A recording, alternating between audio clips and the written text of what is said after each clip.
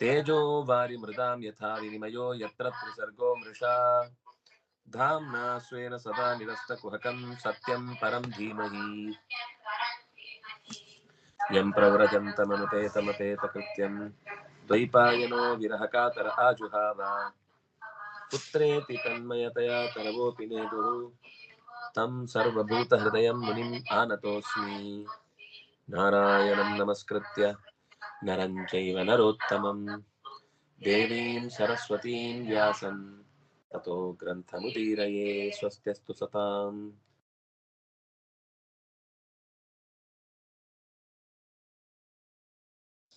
ಅವಧೂತ ಚರಿಯಲ್ಲಿ ಓಡಾಡ್ತಾ ಇದ್ದವನ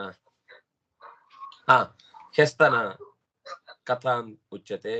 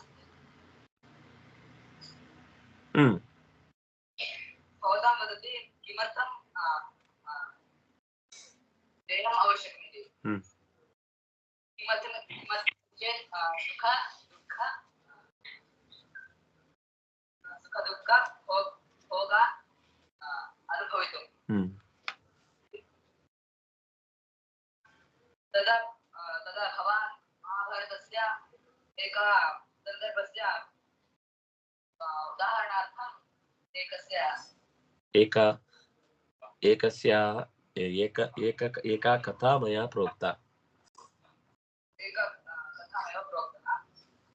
तस्य नाम अनन्ता.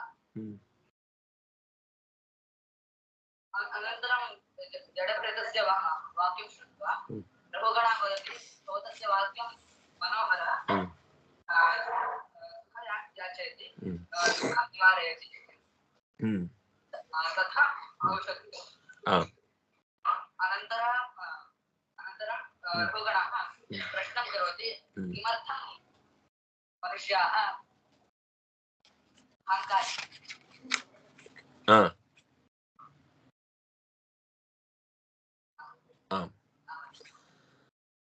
दुरहंकारेण भवान् राजा इति यत् मनसि स्थापितवान् अस्ति तत्तु मृषा.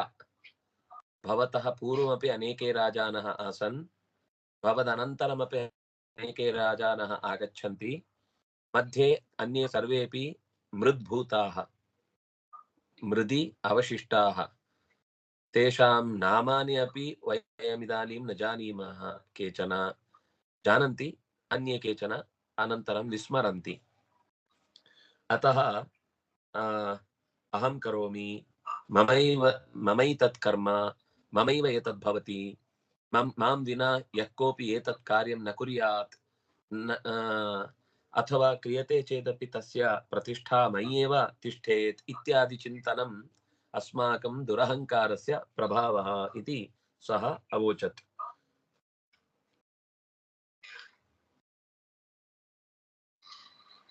यदि क्षितावेव चराचरस्य विदामनिष्ठां प्रभवं स नित्यं तन्नामतोऽन्यद्व्यवहारमात्रं निरूप्यतां तत्क्रिययानुमेयम्. ಬಿಟ್ಟಿ ಕೆಲಸ ಮಾಡಿಕೊಂಡು ನೀನು ಬಿಟ್ಟಿ ಕೆಲಸದ ಆಳುಗಳನ್ನ ಹಿಡಿದು ನಿನ್ಗೆ ಬೇಕಾದ್ದನ್ನ ಮಾಡಿದ್ದನ್ನು ನೀನು ರಾಜನಾಗಿ ಸಮರ್ಥಿಸಿಕೊಳ್ಳಿಕ್ ಸಾಧ್ಯವೇ ಇಲ್ಲ. ಪ್ರಜೆಗಳ ಕ್ಷೇಮವನ್ನು ನೋಡಬೇಕಾದದ್ದು ನಿನ್ನ ಮುಖ್ಯ ಧರ್ಮ ಇತ್ತು. ಅದನ್ನ ಮೀರಿಯೂ ನೀನು ಆ ಕೆಲಸ ಮಾಡಿದ್ಮೇಲೂ ನಿನ್ನನ್ನ ರಾಜ ಅಂತ ಕರೀತಾರೆ ಅಂದ್ರೆ ಅದು ಮೂರ್ಖತನ. ನಿಜವಾಗಿ ಭಗವಂತನೇ ನಮ್ಗೆಲ್ರಿಗೂ ಕೂಡ ಒಡೆಯ ಅನ್ನೋದನ್ನ ನಾವು ಚಿಂತಿಸ್ಬೇಕು ಅಂತ ಹೇಳಿದ ನಂತರ ಲೋಕದ ವ್ಯವಹಾರವನ್ನು ಇಟ್ಟುಕೊಂಡ್ರೆ ನಾನು ನೆಲದ ಮೇಲೆ ನಡೆಯುತ್ತೇನೆ, ಇದು ಪೃಥ್ವಿ ಅಂತ ಇದಕ್ಕೆ ಹೆಸರು, ಇದಕ್ಕೆ ಕ್ಷಿತಿ ಅಂತ ಹೆಸರು ಅಂತೆಲ್ಲ ಬಂದ್ರೆ ಉಪನಿಷತ್ತಿನ ಸೂಕ್ಷ್ಮವನ್ನು ನೀವು ಗಮನಿಸಿದ್ರೆ ಅದರಲ್ಲಿ ಎಲ್ಲಿ ಪೃಥ್ವಿ ಅಂತ ಮಾತ್ರ ಅಲ್ಲ, ಅನೇಕ ಹೆಸರುಗಳನ್ನು ಉಲ್ಲೇಖ ಮಾಡಿ ಅದು ಪರಮಾತ್ಮನ ಹೆಸರು ಅಂತ ಉಪನಿಷತ್ತು ಹೇಳುತ್ತೆ. ಪೃಥ್ವಿ ಪೃಥುತ್ವಾತ್ ಪೃಥ್ವಿ ನಾಮ, ದೇವರು ಈ ಮಣ್ಣಿಗೆ ಅಥವಾ ಭೂಮಿಗೆ ಒಂದು ಗಟ್ಟಿತನವನ್ನ ಕೊಟ್ಟಿದ್ದಾನೆ. ಅದರಿಂದಾಗಿ ಭಗವಂತನ ಹೆಸರು ಪೃಥ್ವಿ ಅಂತ. ಅದು ಆಮೇಲೆ ನಾವು ಲೋಕದಲ್ಲಿ ಭೂಮಿಗೂ ಆ ಹೆಸರನ್ನ ಬಳಸಿಕೊಳ್ತೇವೆ. ಆದ್ರಿಂದಾಗಿ ತನ್ನಾಮತಃ ಅನ್ಯದ್ ವ್ಯವಹಾರ ಮಾತ್ರ ಯೋ ದೇವಾನಾಂ ನಾಮಧ ಏಕ ಏವ ಅಂತ ಒಂದು ಮಂತ್ರ ಇದೆ. ದೇವಾನಾಂ ನಾಮಧ, ಧ ಅಂದ್ರೆ ಧಾರಣೆ ಮಾಡಿದವ, ಎಲ್ಲ ದೇವತೆಗಳ ನಾಮವನ್ನ ಮೂಲದಲ್ಲಿ ಧಾರಣೆ ಮಾಡಿದವ ಒಬ್ಬ. ಆಮೇಲೆ ಅದು ಎಲ್ರಿಗೂ ಬಾಡಿಗೆ ಬಂತು. ನಾವು ಬಾಡಿಗೆ ತಗೊಂಡ್ಮೇಲೆ ಡಿಕ್ಲರೇಷನ್ ಕೊಟ್ಟು ಅದ್ ನಮ್ದೆ ಅಂತ ಕೂತ ಹಾಗೆ ಲೋಕದಲ್ಲಿರುವ ವ್ಯವಹಾರದಂತೆ ಮೂಲ ಹೆಸರು ಯಾರದ್ದೋ ಅವರ ಹೆಸರು ಅಂತ ಅದು ಮರ್ತು ಹೋಯ್ತು. ಎಲ್ಲ ನಾಮಗಳು ಕೂಡ ಪ್ರಧಾನವಾಗಿ ಒಂದು ತತ್ವದ್ದು. ಆ ಶಕ್ತಿ ಅದರ ಅಭಿಪ್ರಾಯ ಗೊತ್ತಾದ್ರೆ ಎಲ್ಲವೂ ಪರಮಾತ್ಮನನ್ನೇ ಹೇಳುತ್ತೆ ಅಂತ ಅರ್ಥ ಆದ್ರೆ ಜಡ ವಸ್ತುವಿಗಾದ್ರೂ ಸರಿ, ಚೇತನ ವಸ್ತುವಿಗಾದ್ರೂ ಸರಿ, ಎಲ್ಲಿ ಹೇಳಿದ್ರು ಅದು ಮೊದಲ ಅರ್ಥ ಭಗವಂತನಿಗೆ. ಆ ನಂತರ ಉಳಿದ ನಿರ್ವಚನ ಕ್ರಿಯೆಯಿಂದ ಉಳಿದ ಲೋಕದ ವ್ಯವಹಾರವನ್ನು ಕೂಡ ನಾವು ಮಾಡ್ತೇವೆ. ಇದನ್ನು ತಿಳಿಯದೇ ಇದ್ದಾಗ ಮಾತ್ರ ನೆಲ, ಜಲ, ಹೊಲ ಇತ್ಯಾದಿ ಶಬ್ದಗಳನ್ನ ನಾವು ಲೋಕದ ವ್ಯವಹಾರದಲ್ಲಿ ಬಳಸ್ತೇವೆ. ಎಲ್ಲವೂ ಬೇಕು, ಲೋಕದ ವ್ಯವಹಾರ ಬೇಡ ಅಂತ ಅವ್ನು ಹೇಳಲೇ ಇಲ್ಲ. ಲೋಕದ ವ್ಯವಹಾರ ಆಗದೆ ಇದ್ರೆ ಎಲ್ಲರೂ ಪರಮಾತ್ಮ ಪರಮಾತ್ಮ ಪರಮಾತ್ಮ ಅಂತ. ನಾನು ನಿನಗೆ ಹೊಡೆದೆ ಅಂದ್ರೆ ಪರಮಾತ್ಮ ಪರಮಾತ್ಮ ಪರಮಾತ್ಮ ಅಂತ. ಯಾಕಂದ್ರೆ ನಾನು ಅಂದ್ರು ದೇವ್ರೆ, ಹೊಡೆದೆ ಅಂದ್ರೆ ದೇವರೇ, ನಿನಗೆ ಅಂದ್ರು ದೇವರೇ ಅಂತ ಅರ್ಥ ಆಗ್ಬಿಟ್ರೆ ಅಯ್ಯೋ ದೇವ್ರೇ ದೇವ್ರೇ ದೇವ್ರೇ ಅಂತ ಬೊಬ್ಬೆ ಹಾಕ್ದಂಗಿರುತ್ತೆ. ಎಲ್ರಿಗೂ ಅದೇ ಅರ್ಥ ಆಗಿದ್ರೆ. ಲೋಕದಲ್ಲಿ ವ್ಯವಹಾರವೂ ಇದೆ, ಆದ್ರೆ ಅದರ ಅಂತರಾರ್ಥ ನಿಮ್ಗೆ ಒಂದು ಸುಲಭದಲ್ಲಿ ಅರ್ಥ ಆಗುವ ಹಾಗೆ ಹೇಳಬೇಕು ಅಂದ್ರೆ ಅಗ್ನಿ ಅಂತ ಒಂದು ಶಬ್ದ ಇದೆ. ಸರಿ, ಅಗ್ನಿ ಅಂತ ಒಂದು ಶಬ್ದ ಇದೆ. ಅಗ್ನಿಗೆ ಎಷ್ಟರ್ಥ ಇದೆಯೋ ಅಷ್ಟೂ ಅರ್ಥದಲ್ಲಿ ಯಾರು ಅದನ್ನ ಪೂರ್ಣವಾಗಿ ಗುಣವನ್ನ ಹೊಂದಿದ್ದಾನೋ ಅವನು ಅಗ್ನಿ. ಅದು ವ್ಯವಹಾರದ ಕ್ರಮ. ಜಡ ಅಗ್ನಿ ಇದೆ. ಆ ಅಗ್ನಿಗೆ ಅಗ್ನಿ ಅಂತ ಹೆಸರು ನಾವು ಹೇಳಿದ್ದು ಯಾವ ಅರ್ಥದಲ್ಲಿ? ಅಗಾನ್ ನಯತಿ.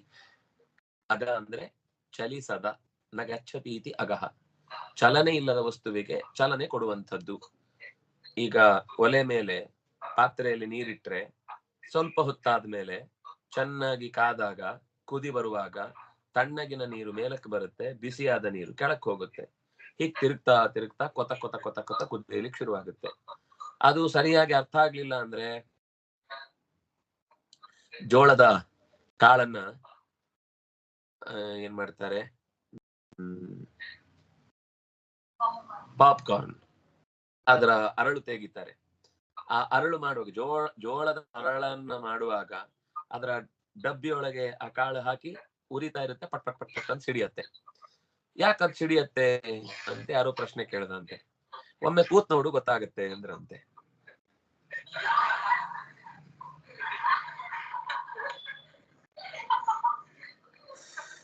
ಹಾಗೆ ಚಲನೆ ಕೊಡುವಂತ ಶಕ್ತಿ ಅಗ್ನಿಗಿದೆ. ಅಗ್ನಿ ಚಲನೆ ಕೊಡುತ್ತೆ. ಆದ್ರಿಂದಾಗಿ ಜಡವಾದಂತಹ ಅಗ್ನಿಗೆ ಆ ಶಕ್ತಿ ಇದೆ. ಅದು ಬಂದದ್ದು ಜಡದ ನೇರ ಶಕ್ತಿ ಅಲ್ಲ. ಅದು ಅಗ್ನಿ ಸಾಕ್ಷಿ ಅಂತ ನಾವು ಹೇಳ್ತೇವಲ್ಲ, ಮದುವೆಯ ಸಂದರ್ಭದಲ್ಲಿ ಅಗ್ನಿಯನ್ನ ಪ್ರತಿಷ್ಠೆ ಮಾಡಿ ಅಲ್ಲಿ ವಿವಾಹವನ್ನ ಸಂಸ್ಕಾರವನ್ನ ಕೈಗೊಳ್ತಾರೆ. ಅಲ್ಲಿ ಅಗ್ನಿ ಸಾಕ್ಷಿ ಅಂತ ಯಾವಾಗ್ಲೂ ಯಾವುದನ್ನ ಹೇಳಿದು?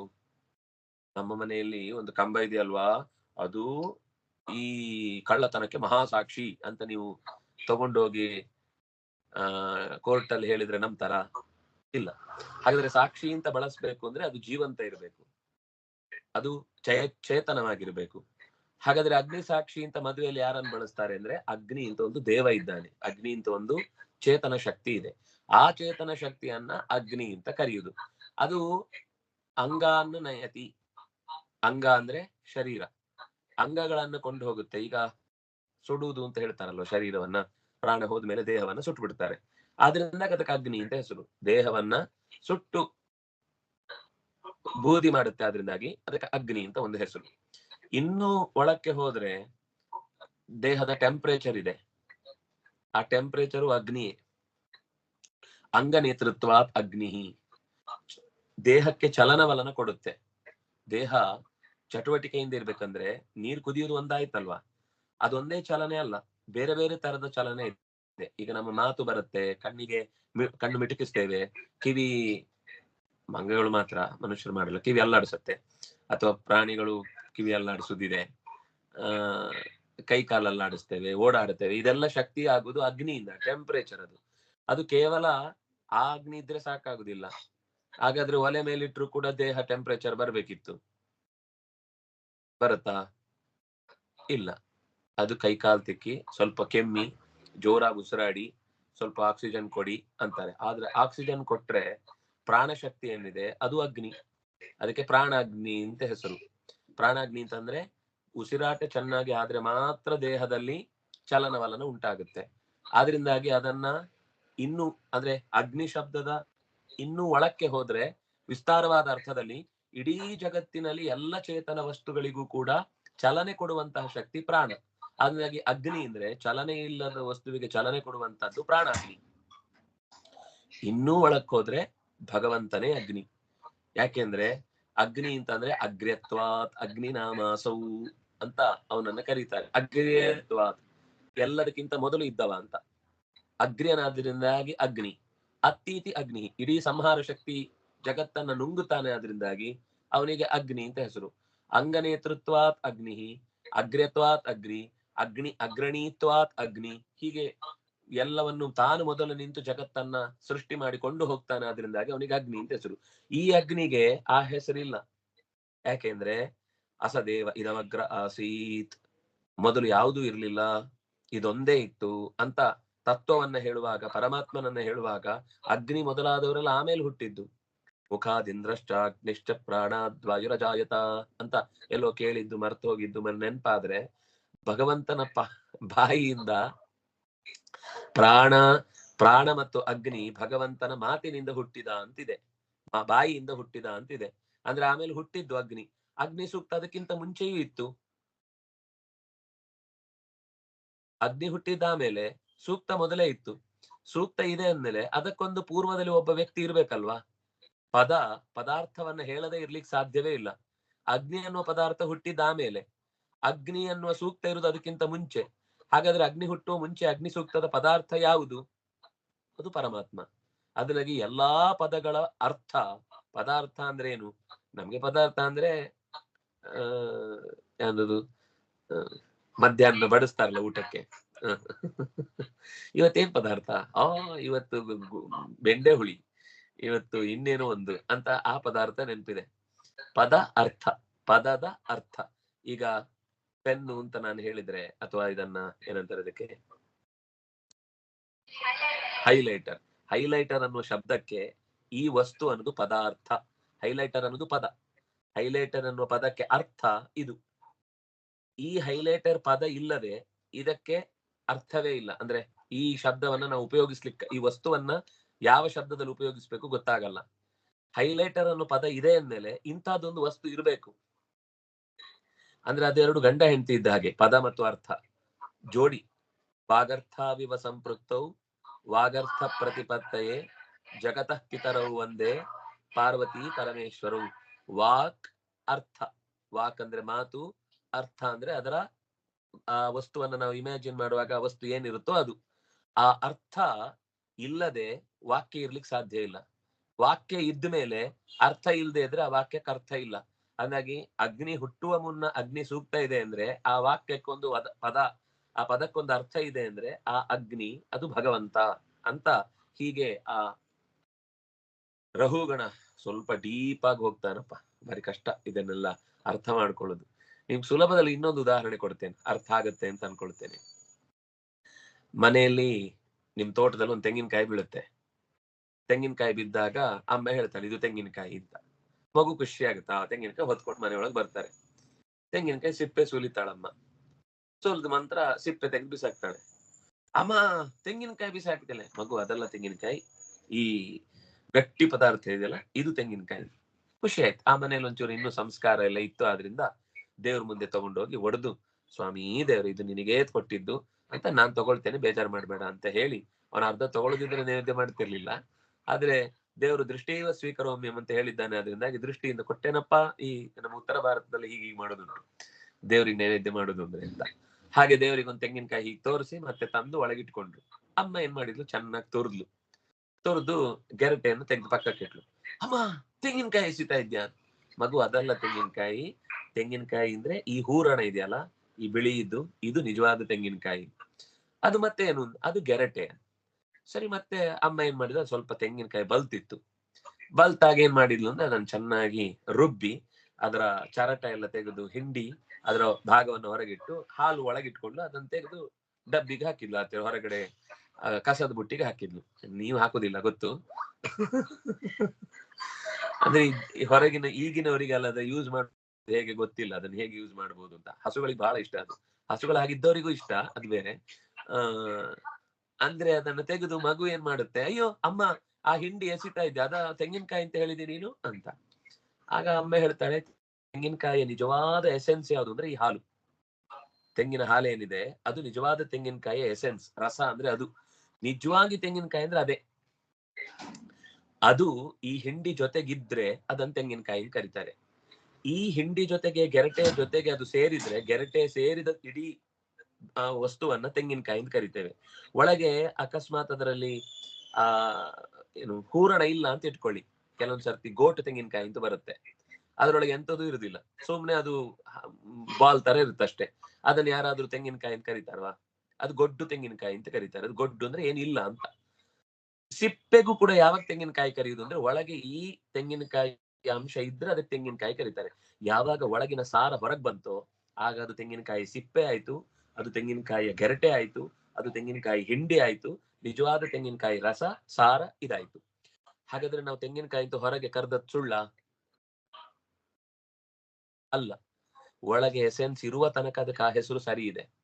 ಹಾಗೇನೆ ನಾವು ನಮಗೆ ಇರುವ ಹೆಸರನ್ನ ನೋಡ್ಕೊಂಡ್ರೆ, ಈಗ ನನಗಿರುವ ಹೆಸರನ್ನ ನೀವು ಕೋಟ್ ಅನ್ನು ತೆಗೆದು ಪಕ್ಕಕ್ಕಿಟ್ಟು, ಓ ಇದೇ ಕೃಷ್ಣರಾಜ್ ಅವರ ಅಂತ ಕೇಳಿದ್ರೆ ನೀವೇನಂತೀರಿ? ಅದು ಕೃಷ್ಣರಾಜ್ ಅವರ ಬಟ್ಟೆ ಅಂತ.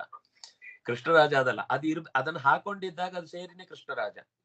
ಒಳಗಿದ್ ಬನಿಯನ್ ತೆಗೆದು, ಆಮೇಲೆ ಮೇಲೆ ಚರ್ಮ ಸುಲ್ದು, ಆಮೇಲೆ ಎದೆಗೂಡು ತೆಗೆದು, ಇನ್ನೊಂದೆಲ್ಲ ತೆಗೆದು ಒಳಗೆ ತೆಗೆದು ಕೊಟ್ರೆ ಅದು ಕೃಷ್ಣರಾಜ ಅಂತ ಹೇಳಿಕ್ಕಿದ್ಯಾ? ಅದು ಎಲ್ಲ ಸೇರಿದಾಗ ಒಳಗಿರುವ ಎಸೆನ್ಸ್ ಇದ್ರೆ ಅದಕ್ಕೆ ತೆಂಗಿನಕಾಯಿ ಅಂತ, ಅದು ವ್ಯಕ್ತಿ ಅಂತ ಹೇಳ್ತಾರೆ ಹೇಗೋ ಹಾಗೆ ಇದು ಕೂಡ ಅಂತ. ಒಂದೇ ನಿಮಿಷ.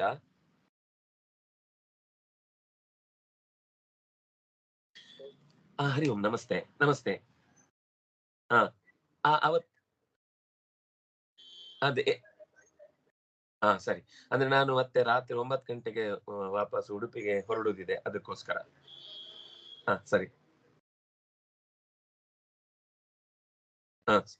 ಸರಿ ಸರಿ ಸರಿ. ಆಯ್ತು ಆಯ್ತು ಆಯ್ತು ಆಯ್ತು ಆಯ್ತು ಆಯ್ತು ಆಯ್ತು. ಸರಿ ಸರಿ ಸರಿ ಆಯ್ತು ಆಯ್ತು. ಸರಿ ಸರಿ ಸರಿ ಸರಿ ಸರಿ ಸರಿ ಸರಿ ಸರಿ. ಸರಿ ಸರಿ ಸರಿ ಆಯ್ತು. ನಮಸ್ತೆ ನಮಸ್ತೆ ನಮಸ್ತೆ.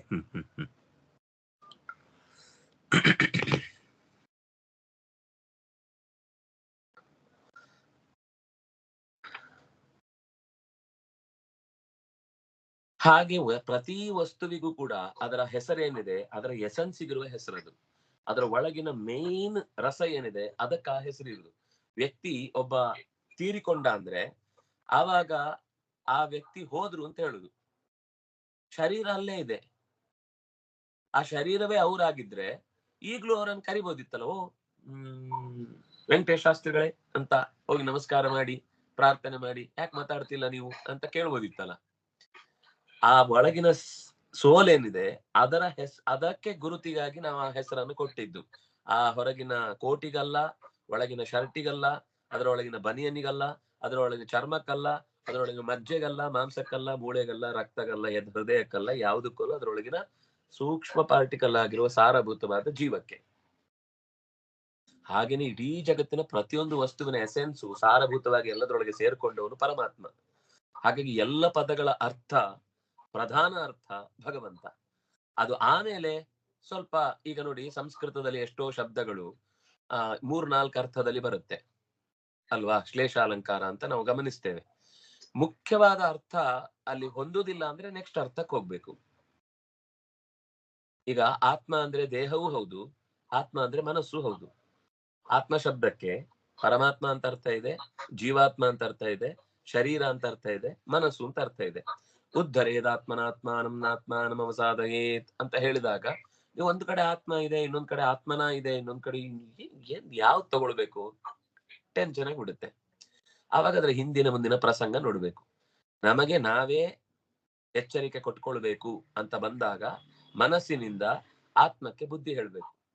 ಬುದ್ಧಿಯಿಂದ ಅಂದ್ರೆ ಹಿಂದೆ ಯಾರತ್ತೋ ಮಾತು ಕೇಳಿದ ಒಂದು ಉಪದೇಶದ ಮಾತಿರುತ್ತಲ್ಲ, ಅದನ್ನ ಮತ್ತೆ ನಾವು ಮನನ ಮಾಡ್ಬೇಕು. ನಮ್ಗೆ ನಾವೇ ಹೇಳ್ಕೊಳ್ಳುದು ಅಂತ ಹೇಳ್ತೀವಲ್ವಾ, ನನ್ಗೆ ನಾನು 10 ಸಲ ಹೇಳ್ಕೊಂಡಿದ್ದೇನೆ ಅವ್ರ ಮೇಲೆ ಕೋಪ ಮಾಡ್ಕೋಬೇಡ, ಅವ್ರಿಗೆ ಹೊಡಿಬೇಡ, ಅವ್ರಿಗೆ ಬಡಿಬೇಡ ಅಂತ ನಾವೇ ಒಳಗಿಂದ ಅನ್ಕೊಳ್ತೇವಲ್ಲ ಎಷ್ಟೋ ಸಲ. ಬೇಡ, ಸಿಟ್ಟು ಮಾಡ್ಕೋಬೇಡ, ಬೇಡ, ಅದು ಸುಮ್ನೆ ಸಮಯ ಹಾಳಾಗುತ್ತೆ, ವ್ಯಕ್ತಿಯ ಸಂಬಂಧ ಹಾಳಾಗುತ್ತೆ, ಆಮೇಲೆ ಅದು ಕೋಪಕ್ಕೆ ಮೂಗು ಸುರಿಯತ್ತೆ ಅಂತ ಕುಯ್ಕೊಂಡ್ಬಿಟ್ರೆ ಮೂಗು ವಾಪಸ್ ಬರುತ್ತೆ. ಆಮೇಲೆ ಮೂಗು ಸುರಿದು ಹಿಂಸೆ ಆಗ್ತಾ ಇದೆ ಅಂತ ಕೋಪ ಬಂತಂತ ಒಬ್ಬನಿಗೆ, ಮೂಗು ಕುಯ್ದು ಬಿಟ್ಟ, ಇದ್ರೆ ಅಲ್ಲ ಮೂಗು ಸುರಿಯುವುದು ಅಂತ. ಆಮೇಲೆ ಅಂತ ಸಿಟ್ಟಲ್ಲ ಹತ್ತ ಇಟ್ಕೊಂಡ್ರೆ ಬರುತ್ತಾ ಆ ಬಸು? ಹಾಗಾಗ್ಬಾರ್ದು ಅಂತ ಯೋಚನೆ ಮಾಡಿ ನಮ್ಗೆ ನಾವೇ ಹೇಳ್ಕೊಳ್ಳೋದು ಅಂತ ಹೇಳ್ತೀವಲ್ಲ, ಹಾಗೆ ಪ್ರತಿಯೊಂದು ವಸ್ತುವಿನ ವ್ಯವಹಾರದಲ್ಲಿ ಮೂಲ ಶಕ್ತಿಯಾಗಿ ಭಗವಂತ ಇದ್ದಾನೆ. ಅವನಿಗೆ ಪ್ರಚೋದಕವಾಗಿ ಜಗತ್ತಿನ ಅನೇಕ ಶಕ್ತಿಗಳಿದ್ದಾವೆ ಅಂತ, ಅವನಿಂದ ಪ್ರಚೋದನೆ ಪಡೆದ ಅನೇಕ ಶಕ್ತಿಗಳು ಜಗತ್ತಿನಲ್ಲಿ ಆ ಹೆಸರಿನಿಂದ ವ್ಯಕ್ತವಾಗುತ್ತೆ ಅಂತ ಹೀಗೆ ಹೇಳಿ ಅದರ ವಿವರವನ್ನ ಹೇಳ್ತಾನೆ. ಹಾಗಾಗಿ ಏವಂ ಕೃಶಸ್ಥೂಲಮಣುರ್ಬೃಹದ್ಯತ್ ಅಸಚ್ಚ ಸಜ್ಜೀವಮಜೀವಮನ್ಯತ್ ದ್ರವ್ಯ ಸ್ವಭಾವಾಶಯ ಕಾಲ ಕರ್ಮ ನಾಮ್ಯಾಜಯಾ ವೈಹಿ ಕೃತಂ ದ್ವಿತೀಯಂ.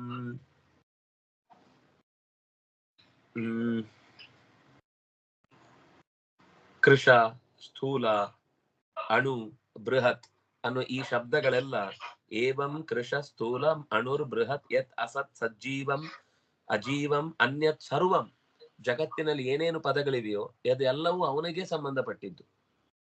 ಹೌದಾ? ಅದು ಹೆಂಗಾಗುತ್ತೆ? ವಿಷ್ಣು ಸಹಸ್ರನಾಮ ಮರ್ತೋಯ್ತಾ? ಅಣುರ್ ಬೃಹತ್ ಕೃಶ ಸ್ಥೂಲೋ ಗುಣ ನಿರ್ಗುಣೋ ಮಹಾನ್ ಎಲ್ಲೋ ಕೇಳ್ದಂಗಿದೆಯಲ್ಲ ಅಂತ ನೆನಪಾದ್ರೆ, ಅಲ್ಲಿ ಈ ಶಬ್ದಗಳನ್ನ ಭಗವಂತನ ನಾಮವಾಗಿ ಹೇಳಿದ್ದಾರೆ. ನಾಮ ಅಂದ್ರೆ ನಾಮಕರಣ ಇಟ್ಟು ನಮ್ಮಲ್ಲಿ ಹೆಸರಿರುತ್ತೆ, ಹೆಸರಿಗೆ ಸಂಬಂಧವೇ ಇರಲ್ಲ ವ್ಯಕ್ತಿಗೆ.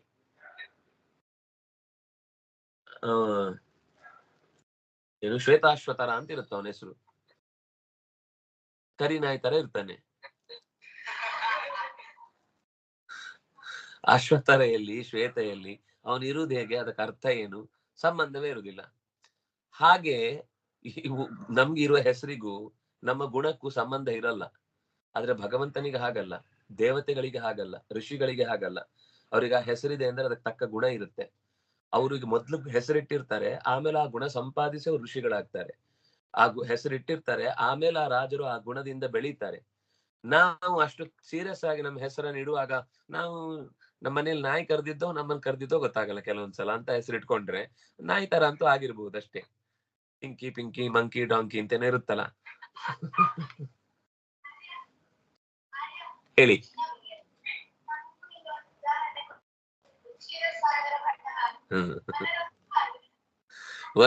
ಒಂದ್ ಗುಟುಕು ಮಜ್ಜಿಗೆ ಗತಿ ಇರಲ್ಲ. ಯಾವಾಗ್ಲೂ ಅದೇ ಯಾಕೆ ಹೇಳುದು ಅಂತ ಹೊಸ್ತ ಹೇಳೋಣ ಅಂತ ಹೇಳಿದೆ ಅಷ್ಟೇ. ಅಶ್ವತರ ಅಂದ್ರೆ ತುಂಬಾ ಸಾಮರ್ಥ್ಯ ಇರುವಂತಹ, ದೂರಕ್ಕೆ ಕರ್ಕೊಂಡು ಹೋಗಬಲ್ಲ ತಾಕತ್ತುಳ್ಳ ಕುದುರೆಯ ಒಂದು ಜಾತಿ. ಮತ್ತೆ ಶ್ವೇತ ಅಂದ್ರೆ ಬೆಳ್ಳಗೆ, ಆ ಬೆಳ್ಳಗಿರುವ ಕುದುರೆ ತುಂಬಾ ಚಂದ ನೋಡ್ಲಿಕ್ಕೆ, ಹೆಸರು ಮಾತ್ರ ಶ್ವೇತಾಶ್ವತರ ಅಂತ. ಆದ್ರೆ ಅವನ್ ಕರಿನಾಯಿ ತರ ಇದ್ರೆ ಅವಾಗ ಹೆಸರಿಗೂ ಅವನಿಗೆ ಏನ್ ಸಂಬಂಧ ಇದೆ? ಗುಣವೇ ಹೊಂದುದಿಲ್ಲ.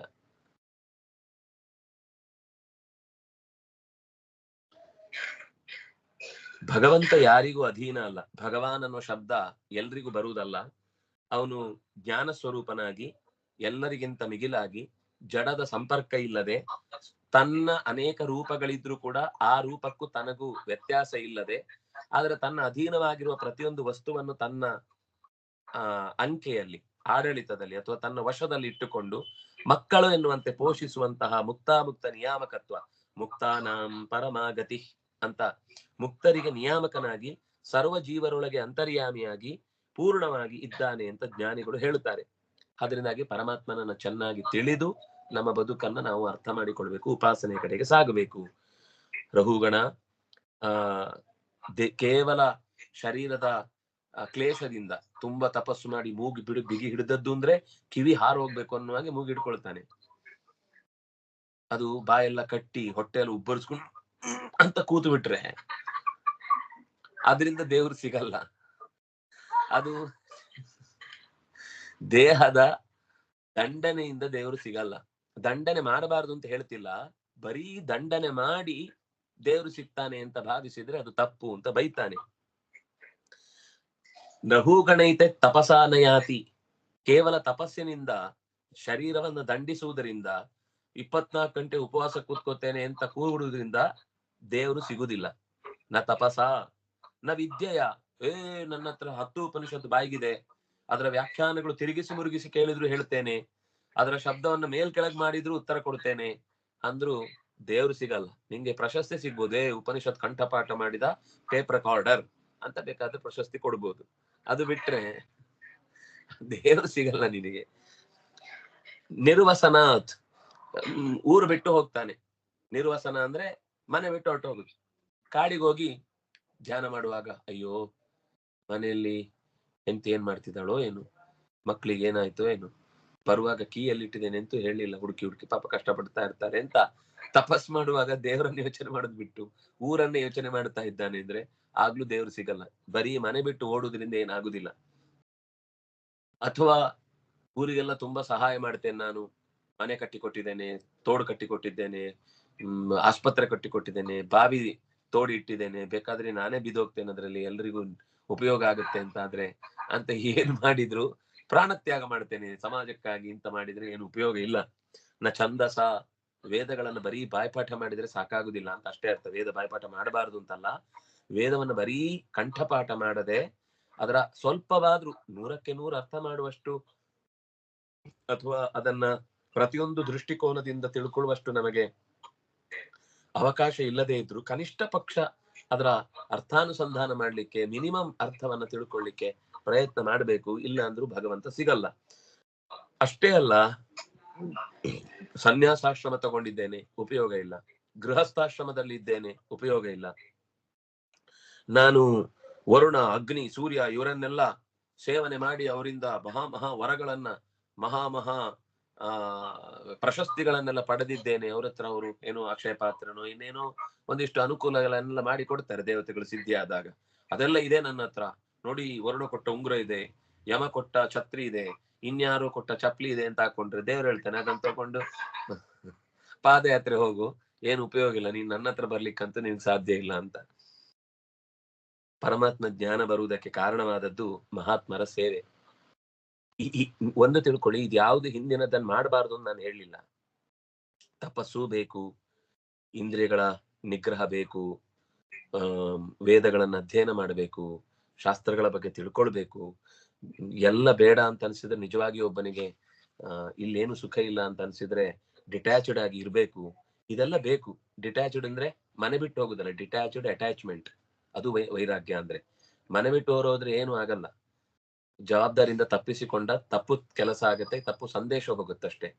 ಅದನ್ನ ಇದ್ದು ಅದರ ಅಂಟಿಸಿಕೊಳ್ಳದೆ, ಅದರ ಯಾವುದೇ ಆಗು ಹೋಗುಗಳಿಗೆ ತಲೆಬಿಸಿ ಮಾಡದೆ, ತಲೆ ಇರುವುದನ್ನು ಟೆನ್ಷನ್ ಮಾಡ್ಕೊಳ್ಳಿಕ್ ಬಳಸದೆ, ಅದರ ವಿವೇಕದಿಂದ ಯಾವ ಕೆಲಸವನ್ನು ಯಾವ ಟೈಮ್ ಮಾಡಿದ್ರೆ ಸಾಲ್ವ್ ಆಗುತ್ತೆ ಅಂತ ಯೋಚಿಸಿ ಅದರಲ್ಲಿ ಅಪ್ರಿಸಿಯೇಷನ್ ಬಂದ್ರೂ ಸ್ವೀಕಾರ ಮಾಡುದು, ಸ್ವಲ್ಪ ಬೈಗಳು ಸಿಕ್ಕಿದ್ರು ಯಥಾ ಪ್ರಕಾರ ಅದು ಬಂದೇ ಬರುತ್ತೆ ಅಂತ ಸ್ವೀಕರಿಸುವುದು ಅನ್ನೋ ಸಮಸ್ಥಿತಿಯಲ್ಲಿದ್ರೆ ಆವಾಗ ಎಲ್ಲಿದ್ರೂ ಆತ ಭಗವಂತನನ್ನು ಪಡೀತಾನೆ. ಹಾಗಾಗಿ ಜ್ಞಾನ ಲಾಭವಾದರೆ, ಪರಮಾತ್ಮನ ಸರಿಯಾದ ತಿಳಿವು ಬಂದರೆ ಆಗ ಮಹಾತ್ಮನ ಸೇವೆಯಿಂದಾಗಿ ಅದು ಸಿಗುತ್ತೆ. ವಿಷಯದ ಸುಖದ ಬಗ್ಗೆ ತೀರ ಮಾತುಕತೆ ಅಲ್ಲೇ ಉಳಿಬಾರದು.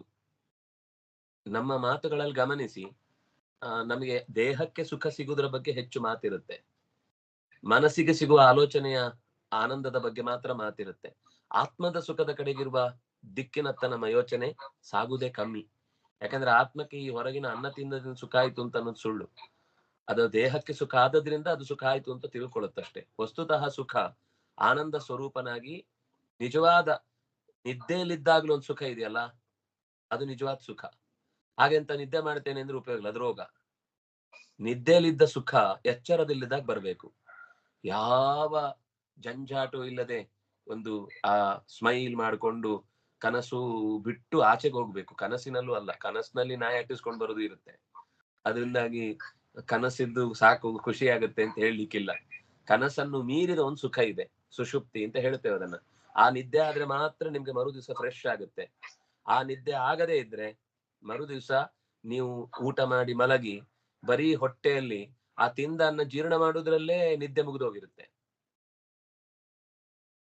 ನಿದ್ದೆಗಿಂತ ಸುಮಾರು ಮೊದಲು ಕನಿಷ್ಠ ಪಕ್ಷ 1-2 ಗಂಟೆ ಆದ್ರೂ ಟೈಮ್ ಕೊಡ್ಬೇಕು, ಆಮೇಲೆ ನಿದ್ದೆಗೆ ಹೋಗ್ಬೇಕು. ಹಾಗೆ ಹೋದ್ರೆ ಒಂದಿಷ್ಟು ಜೀರ್ಣ ಆಗಿರುತ್ತೆ. ಅದರಿಂದಾಗಿ ನಿಜವಾಗಿಯೂ ದೇಹಕ್ಕೆ ರೆಸ್ಟ್ ಸಿಗುತ್ತೆ. ತಿಂದ ತಕ್ಷಣ ಮಲಗಬಾರ್ದು ಅಂತ ಯಾಕೆ ಹೇಳೋದು ಹೇಳಿ? ಮಲಗಿದ್ರೆ ಹೊಟ್ಟೆಯಲ್ಲಿ ಕೆಲಸ ಆಗ್ತಾ ಇರುತ್ತೆ, ರೆಸ್ಟ್ ಆಗಲ್ಲ. ಅದು ರೆಸ್ಟ್ ಆಗುದು ಯಾವಾಗ ಅಂದ್ರೆ ಒಂದ್ ಸ್ವಲ್ಪ ಜೀರ್ಣ ಆಗಿ ಹೋದ್ರೆ. ಪೂರ್ತಿ ರೆಸ್ಟ್ ಅಂತಿಲ್ಲ, ರೆಸ್ಟ್ ಕೊಟ್ರೆ ಆಮೇಲೆ ಉಳಿದವರೆಲ್ಲ ಟೆಸ್ಟ್ ಮಾಡ್ತಾರೆ, ಕೈ ಹಿಡಿದು ನೋಡ್ತಾರೆ, ಕಾಲು ಹಿಡಿದು ನೋಡ್ತಾರೆ, ತಲೆ ಹಿಡಿದು ನೋಡ್ತಾರೆ, ಏನಾಯ್ತಪ್ಪ ಇವನಿಗೆ ಅಂತ. ಆದ್ರಿಂದ ಮೂಗಿಗೆ ರೆಸ್ಟ್ ಇಲ್ಲ, ರಕ್ತ ಪರಿಚಲನೆಗೆ ರೆಸ್ಟ್ ಇಲ್ಲ, ಎದೆ ಬಡಿತಕ್ಕೆ ರೆಸ್ಟ್ ಇಲ್ಲ. ಅದು ಬಿಟ್ಟು ಹೊಟ್ಟೆಗೆ ರೆಸ್ಟ್ ಕೊಡ್ಬೇಕು, ಕೈಕಾಲುಗಳಿಗೆ ರೆಸ್ಟ್ ಕೊಡ್ಬೇಕು, ಕಣ್ಣು ಮೂಗು ಬಾಯಿಗಳಿಗೆ ರೆಸ್ಟ್ ಕೊಡ್ಬೇಕು. ಆಗ್ಲೂ ವಟ ವಟ ವಟ ಅಂತ ಕನಸನ್ನು ಮಾತಾಡ್ತಾ ಒದ್ದಾಡ್ತಾ ಇರುದಲ್ಲ. ಅಭ್ಯಾಸ ಹೇಗಾಗಿರುತ್ತೆ ಅಂತ ಕೆಲವರಿಗೆ ಆಗ್ಲೂ ಬಿಡಲ್ಲ, ಓ ಅಂತ ಒಂದೇ ಸರ್ತಿ ಮಧ್ಯರಾತ್ರಿ ಎದ್ದು ಕಾಂತಾರ ನೋಡಿ ಬಂದು ರಾತ್ರಿ ಅದೇ ಕನಸು ಅವನಿಗೆ. ಹಾಗೆ ನಿಜ ವಿಶ್ರಾಂತಿ ಅಂತ ಬಂದಾಗ ದೇಹಕ್ಕೆ ಸರಿಯಾಗಿ ಕೊಡಬೇಕು. ಹಾಗೆ ಕೊಟ್ಟಾಗ ನಿಜವಾಗಿ ನಾವು ಆ ದೇಹದ ಸೌಖ್ಯವನ್ನ ಅನುಭವಿಸ್ಲಿಕ್ಕೆ ಸಾಧ್ಯ ಆಗುತ್ತೆ. ಪರಮಾತ್ಮನ ಮಹಿಮೆಯನ್ನ ಕೇಳುವುದಕ್ಕೆ ಸಾಧ್ಯ ಆಗುತ್ತೆ. ವಿಷಯ ಸುಖದ ಲಾಭಕ್ಕಿಂತ ಆಚೆ ಸತ್ಯ ಇದೆ ಅಂತ ತಿಳ್ಕೊಳ್ಬೇಕು. ಪ್ರತಿದಿನ ಇದರ ಬಗ್ಗೆ ಮತ್ತೆ ಮತ್ತೆ ವಿಚಾರ ಮಾಡ್ತಾ ಇದ್ದಾಗ ಜ್ಞಾನ ನಿರ್ಮಲವಾಗುತ್ತೆ ಅಂತ ಹೀಗೆ ಹೇಳಿ ಇನ್ನೊಂದೆರಡು ಅಂಶಗಳನ್ನು ಹೇಳ್ತಾರೆ. ಅವನು ಹೇಳ್ತಾನೆ, ತನ್ನ ಪೂರ್ವದಲ್ಲಿ ಜಿಂಕೆಯ ಜನ್ಮ ಇದ್ದಾಗ ನನಗೆ ಪೂರ್ವದ ಜನ್ಮ ಸ್ಮರಣೆ ಇತ್ತು, ಮರೆ ಆಗ್ಲಿಲ್ಲ. ಆದ್ರಿಂದಾಗಿ ನಾನು ಜನರಲ್ಲಿ ಆಸಕ್ತಿ ಹೊಂದಿದ್ರೆ ಮತ್ತೆ ಯೋಗ ಭ್ರಷ್ಟನಾಗ್ತೇನೆ ಅನ್ನೋ ಭಯದಿಂದ ಈ ರೀತಿ ಯಾರತ್ರನೂ ನಾನು ಹೆಚ್ಚು ಮಾತಾಡಲ್ಲ, ಯಾವ ಸಂಪರ್ಕಕ್ಕೂ ನಾನು ಬರ್ಲಿಕ್ಕೆ ಇಷ್ಟಪಡಲ್ಲ. ಯಾರೇನ್ ಕೇಳಿದ್ರು ಅದಕ್ಕೆ ಹೇಳ್ತೇನೆ, ಯಾರೇನ್ ಕೆಲಸ ಮಾಡಿಸಿದ್ರು ಮಾಡ್ತೇನೆ. ಅವ್ರದ್ದು ದುಡ್ಡು ಕೊಟ್ರ ಬಿಟ್ರ ಎಂತದ್ದು ನಾನು ಕೇಳಿಕ್ ಹೋಗುದಿಲ್ಲ. ಯಾಕೆಂದ್ರೆ ನನ್ನ ಸಂಪರ್ಕಕ್ಕೆ ಬರುವ ವಸ್ತು ಆಗಿದ್ರೆ ಅದು ಯಾರು ಬೇಡ ಅಂದ್ರೂ ನನ್ನ ಹತ್ರಕ್ಕೆ ಬರುತ್ತೆ. ನಾನು ಅದನ್ನ ಬೇಕು ಅಂತ ಎಷ್ಟು ಬೆನ್ನಟ್ಟಿದ್ರು ಅದನ್ನ ಸಿಗುದಲ್ಲ ಅಂತ ಆದ್ರೆ ನೆರಳನ್ನು ಹಿಡಿಲಿಕ್ಕೆ ಹೋದಾಗ ಅದು ಯಾವತ್ತೂ ಕೈಗೆ ಸಿಗಲ್ಲ. ಅದರಿಂದಾಗಿ ನಾನು ಅದರ ಬಗ್ಗೆ ತಲೆ ಕೆಡಿಸ್ಕೊಳ್ಳೋದೇ ಬಿಟ್ಬಿಟ್ಟಿದ್ದೇನೆ. ನಾನು ಕೆಲಸ ಮಾಡ್ತೇನೆ, ನಾನು ಕರ್ತವ್ಯದಲ್ಲಿರ್ತೇನೆ, ನಂಗೆ ಯಾರ ಭಯವೂ ಇಲ್ಲ. ನಾನು ಭಯ ಪಡೋದಿದ್ರೆ ಭಗವಂತನಿಗೆ ಮಾತ್ರ.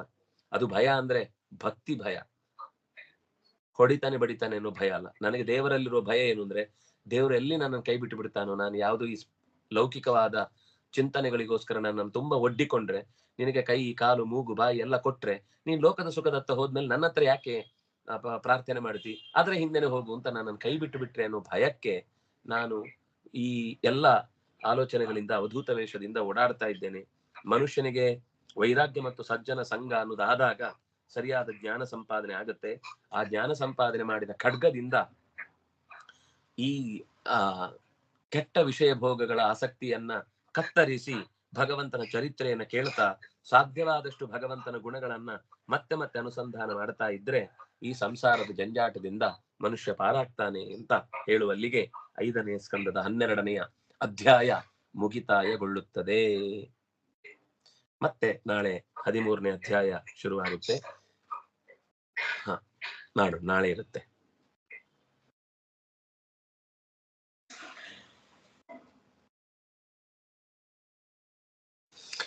ಇನ್ನೊಂದಿಷ್ಟು ಉಪದೇಶಗಳನ್ನ ರಘುಗಣನಿಗೆ ಹೇಳ್ತಾನೆ. ಅದರ ಅಂಶವನ್ನು ಮತ್ತೆ ನೋಡೋಣ. ಕಾಯೇನ ವಾಚ ಮನಸೇಂದ್ರಿಯೈರ್ವಾ ಬುದ್ಧ್ಯಾತ್ಮನಾವಾನುಸುತಸ್ವಭಾವ ಕರೋಮಿ ಯದ್ಯತ್ ಸಕಲಂ ಪರಸ್ಮೈ ನಾರಾಯಣಾಯೇತಿ ಸಮರ್ಪಯಾಮಿ. ತಪಸ್ವಿನೋ ದಾನಪರಾ ಯಶಸ್ವಿನೋ मनस्विनो मन्त्रविदः सुमङ्गलाः क्षेमं न विन्दन्ति विना यदर्पणम् तस्मै सुभद्रश्रवसे नमो नमः। कणं ब्रह्म हविः ब्रह्माग्नो ब्रह्मणाहुतं ब्रह्मैव तेन गन्तव्यं ब्रह्मकर्म समाधिना। तु सुखिनः सर्वे सन्तु निरामयाः सर्वे भद्राणि पश्यन्तु मा कश्चित् दुःखभाग् भवेत्। धर्मस्य विजयो भूयात् अधर्मस्य पराभवः सद्भावना प्राणभृतां भूयात् विश्वस्य मङ्गलम्। श्रीकृष्णार्पणम् अस्तु।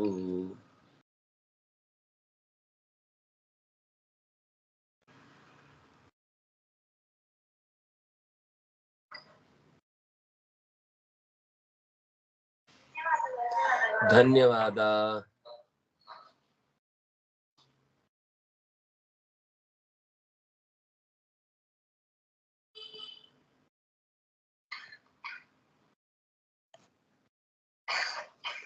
ಸರಿ. ಆರ್ಯ